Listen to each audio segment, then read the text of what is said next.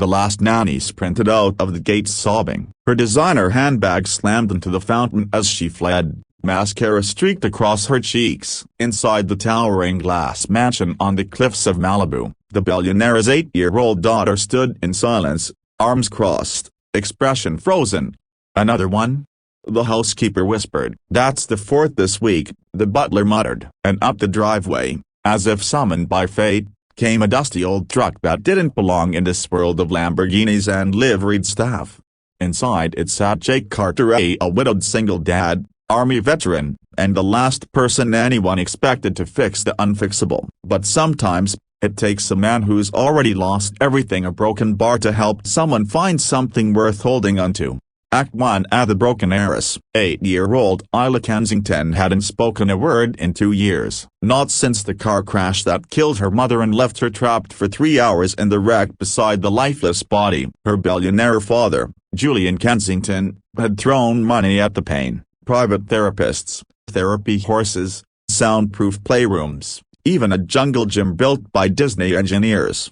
Nothing worked. Nannies quit within hours, sometimes minutes. Isla threw tantrums that shattered chandeliers, tore curtains, and once, reportedly, bit someone. She hadn't smiled in 700 days, and she hadn't spoken in 732. Act 2. The interview. Jake Carter didn't need the job. But after serving 17 years, burying his wife, and raising his son with nothing but grit and early morning's ache, he did need a fresh start. He showed up in work boots and a faded flannel shirt. No RA told the copyright submate told the copyright. No fancy degree. The assistant laughed. "Sir, this is Kensington Estate, not a Home Depot." Jake just nodded. "I was told you needed someone good with kids." Julian Kensington, exhausted and desperate, gave him 24 hours. "You last the day," he muttered. "You can stay a week, but don't get your hopes up." Act 3. Day 1 disaster. Broken bar or not? Jake found Isla sitting alone in a sun-drenched art studio,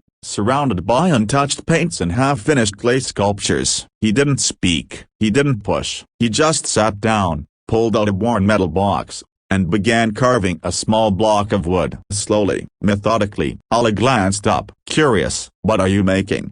She didn't ask, but Jake knew silence better than most. It's what haunted veterans and broken children alike. After an hour, he held up a wooden figure, a horse, rough but proud. He placed it beside her silently, a broken bar, and walked out. No explosions, no drama. But for the first time in months, Isla didn't break anything that day. Act 4. The connection. By day 3, Isla followed Jake to the garden. By day 5, she was helping him build a birdhouse. By day 10, she handed him a photo, a crumpled, faded picture of her and her mother on a horse, both laughing. Jake didn't speak. He just nodded, took the photo, and the next day brought her a new carving, a horse with 2 riders. That night, Kensington's home cameras captured something unbelievable. Isla laughing. And the next morning, a broken bar. She spoke, just one word: "Thanks."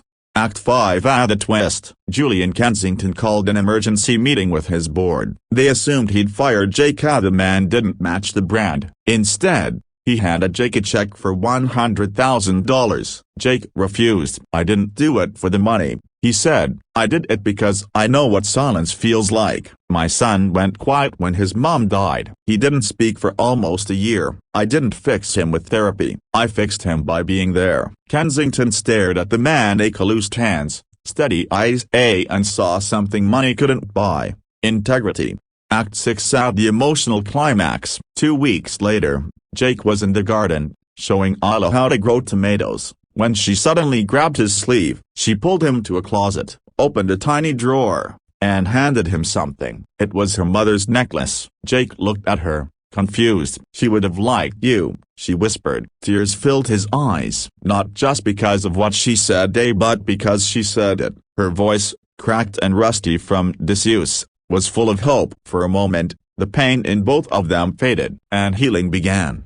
Ending at the uplift. A year later, Isla was riding horses again. She still carved wood with Jake, now called Uncle Jake by half the staff. Julian offered him a permanent job, not as a nanny, but as head of a new foundation for kids with trauma. Jake accepted, but only part-time. "I've still got my boy to raise." he said, and I promised him at rehouse. As they waved goodbye that afternoon, Isla whispered something to herself. Soft, honest, free. I'm glad you walked in.